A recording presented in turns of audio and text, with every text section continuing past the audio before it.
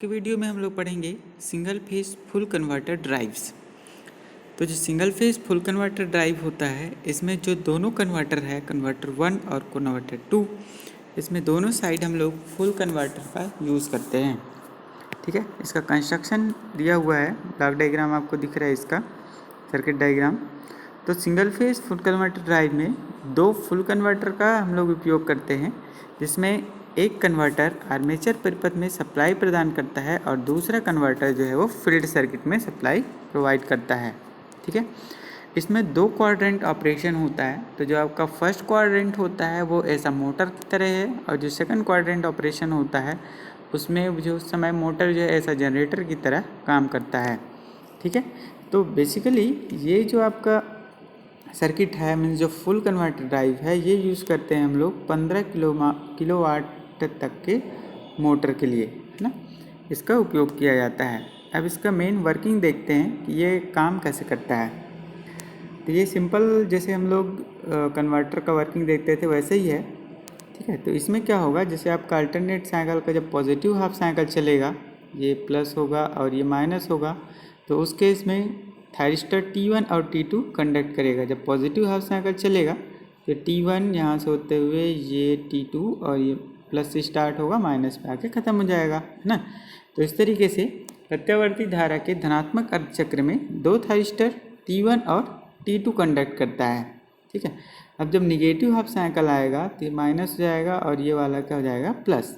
ठीक है, तो हमेशा आपको प्लस से स्टार्ट करना है। तो जब VS का प्लस से स्टार्ट करेंगे तो उस समय T3, फिर ये आपका लोड से होते हुए ये T4 पे आके ख़त्म होगा, है ना। तो स्टार्ट हुआ था आपका T3 से, फिर ये इसका आर्मेचर में जाएगा, फिर आर्मेचर से होते हुए ये T4 पे आके ये इसका फाइनली सप्लाई पे वापस आ जाएगा। तो जब पॉजिटिव हाफ साइकिल चल रहा है तो उसके इसमें दो थायरिस्टर T1 और T2 फॉरवर्ड बायस में होते हैं, जिसके कारण से अपने को इस मोटर के क्रॉस सप्लाई मिलेगा, मीन्स आर्मेचर करंट कंटिन्यू रहेगा। जब निगेटिव हाफ साइकिल चलेगा तो उस केस में ये जो आपका थायरिस्टर T3 और जो T4 है, इसके कारण से आर्मेचर करंट मिलता है। मतलब दोनों केस में आर्मेचर करंट का जो वैल्यू है वो कांस्टेंट मेंटेन रहेगा।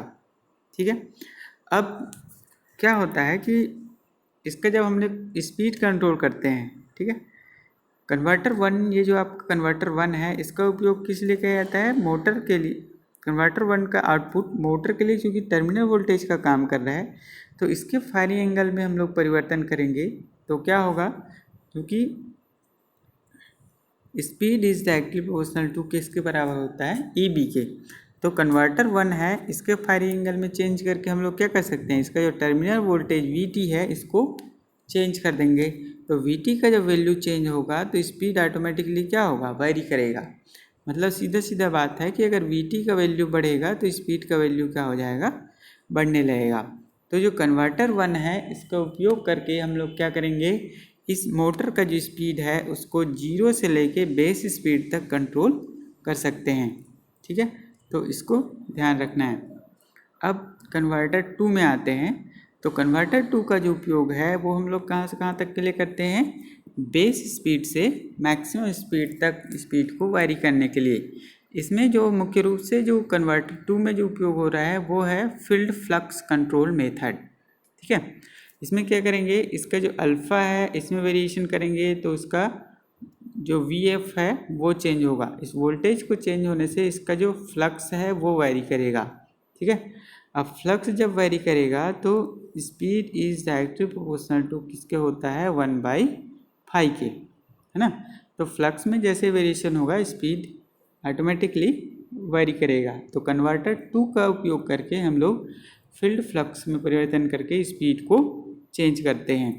ठीक है, अब फोर्थ पॉइंट इसका देखते हैं, जब इसको हम लोग को रीजनरेटिव ब्रेकिंग ऑपरेशन कराना होता है ना।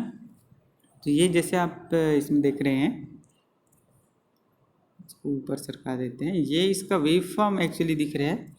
ठीक है, तो ये आपका 2 क्वाड्रेंट ऑपरेशन के लिए ये फ्लो है। ठीक है, तो टर्मिनल वोल्टेज है ये पॉजिटिव में है और ये आपका माइनस में है, इसी आपका आर्मेचर करंट, और ये आपका आर्मेचर करंट का वैल्यू माइनस में है ना।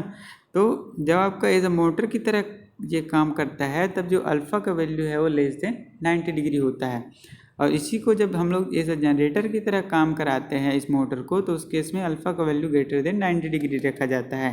ठीक है, तो इसको ध्यान देंगे, अभी अब इसके बारे में बताएंगे डिटेल में। तो अब क्या होता है कि जब रीजनरेटिव ब्रेकिंग जब होता है, इसमें अप्लाई किया जाता है, तो उस केस में मोटर जो है वो एज अ जनरेटर की तरह काम करता है। ठीक है, तो रीजनरेटिव ब्रेकिंग के लिए मोटर पावर जो है मोटर से एसी सोर्स की ओर फ्लो होना चाहिए। ठीक है, मतलब जो आपका करेंट है एक्चुअली उस समय कहाँ से कहाँ जाता है, मोटर से जो है, मोटर क्योंकि ऐसा जनरेटर की तरह काम करेगा तो वहाँ से ये पावर सोर्स को वापस करते हैं हम लोग सप्लाई को। ठीक है, तो चूंकि आपका जो SCR है वो एक यूनिडायरेक्शनल डिवाइस होता है। ठीक है, आप देखे होंगे कि SCR जो है वो केवल एक ही डायरेक्शन पे काम करता है, रिवर्स बेस में काम नहीं करता है। तो मोटर से जो है वो सप्लाई वापस सोर्स में कैसे जाएगा। ठीक है, तो उसके लिए हम लोग क्या करते हैं कि ये जो आपका अल्फ़ा है, ठीक है, इसमें वेरिएशन कर देते हैं। अल्फ़ा का वैल्यू ग्रेटर देन 90 डिग्री करके इसका जो फील्ड फ्लक्स है उसको हम लोग रिवर्स कर देते हैं। ठीक है, इसके कारण से क्या होगा कि जो बैक EMF है वो उसका वैल्यू रिवर्स हो जाएगा।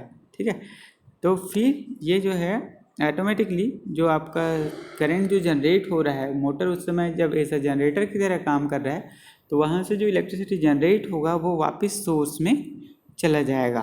ठीक है, तो मुख्य रूप से आपको ये याद रखना है कि ये अल्फ़ा का वैल्यू ग्रेटर देन 90 डिग्री क्यों करते हैं, ताकि इसके जो एक्साइटेशन है, मतलब जो हम लोग जो फील्ड में जो वोल्टेज प्रोवाइड कर रहे हैं उसको रिवर्स किया जा सके और उससे बैक EMF जो है वो रिवर्स हो जाए। ठीक है, तो इस तरीके से फील्ड करंट को रिवर्स करने के लिए अल्फ़ा का मान 90 डिग्री से अधिक रखा जाता है। तो इसको आपको ध्यान रखना है। ये जो आपका डायग्राम दिख रहा है, ये वेवफॉर्म जो है वो ये सोर्स वोल्टेज का है, VS का है ना, जस्ट ऐसा इनपुट AC की तरह। ये आर्मेचर करंट है, ये हमेशा कांस्टेंट ही रहेगा क्योंकि आपका फुल वेव है, इसलिए ये जो है वो सोर्स करंट का है। ठीक है, जब पॉजिटिव हाफ साइकिल है तो ऊपर की ओर मिल रहा है T1 T2 के कारण से, और निगेटिव हाफ साइकिल चलता है तो ये नीचे की ओर आ जाता है T3 T4 के कारण से। फिर आपको ये T1 T2 और ये इस तरीके से चलते रहेगा, है ना। तो ये हम लोग जब फुल वेव कन्वर्टर पढ़े थे इसको डिटेल में पढ़ चुके हैं। ठीक है, तो इस तरीके से इसका एक्चुअल जो इक्वेशन है वो देख लेते हैं हम लोग।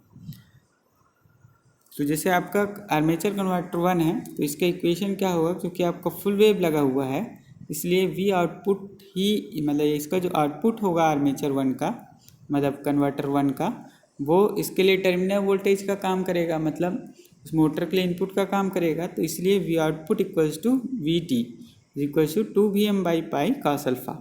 ये जो इक्वेशन है वो कहाँ से ड्राइव हुआ है, single phase full converter drive with resistive load, है ना। तो 2Vm/पाई cos अल्फ़ा, है ना।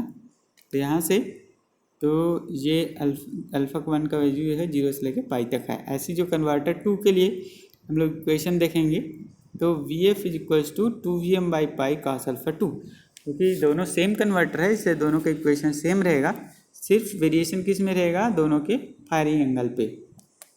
ठीक है, अब इसका जो है सोर्स करंट का RMS जो वैल्यू है, तो सोर्स करंट का जो RMS वैल्यू है वो ISR equals to IA armature current के बराबर होगा, और जो थाइस्टर करंट है वो आर्मेचर करंट का डिवाइड बाई √2 टाइम्स होगा। ठीक है, तो इस तरीके से ये है आपका single phase full converter drive. ये जिसका जो क्वेश्चन आता है, explain single phase full converter drive for separately excited DC motor. ठीक है, तो इसको ध्यान रखेंगे। फिर से मिलेंगे नेक्स्ट लेक्चर में, तब तक के लिए धन्यवाद।